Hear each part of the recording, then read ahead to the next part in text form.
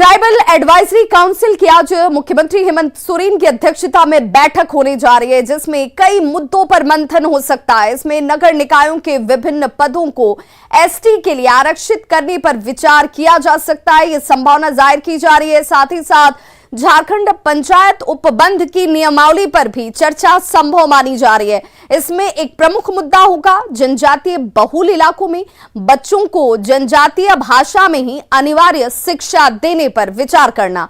साथ ही साथ कक्षा 1 से 5 तक के बच्चों को जनजातीय भाषा में अनिवार्य शिक्षा देने पर विचार किया जाएगा। वहीं आदिवासी बहुल इलाकों की अगर बात कर लें तो इन आदिवासी बहुल इलाकों में दूरसंचार की निर्बाध व्यवस्था करने के साथ ही प्राकृतिक धरोहर को इको हेरिटेज के रूप में संरक्षण पर चर्चा की जा सकती है। इसके साथ ही जनजातीय समूह को रोजगार से जोड़ने पर मंथन किया जा सकता है। ये महत्वपूर्ण ट्राइबल एडवाइजरी काउंसिल की बैठक जो कि मुख्यमंत्री हेमंत सोरेन की अध्यक्षता में आज होने वाली है। तो राज्य में ट्राइबल एडवाइजरी काउंसिल की बैठक को लेकर राजभवन और राज्य सरकार के बीच एक बार फिर से टकराव बढ़ सकता है। और ये इसलिए कहा जा रहा है कि आपको बताते चले आखिर ये विवाद क्यों है।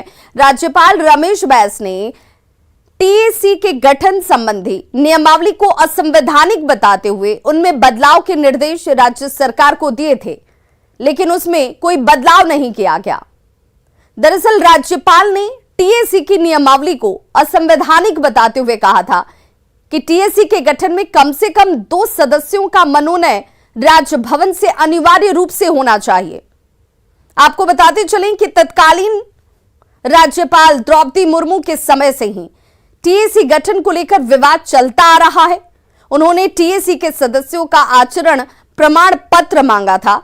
वहीं 2 सदस्यों का मनोनय जो है वो राजभवन से नहीं होने पर भी उन्होंने सवाल उठाए थे। छत्तीसगढ़ की तर्ज पर बनी नई नियमावली में टीएसी के गठन और सदस्यों की नियुक्ति का अधिकार मुख्यमंत्री को दिया गया है और इसमें राज्यपाल की भूमिका खत्म कर दी गई और इसी को लेकर इसके बीच विवाद है। राज्यपाल रमेश बैस ने एक और बिल राज्य सरकार को वापस कर दिया।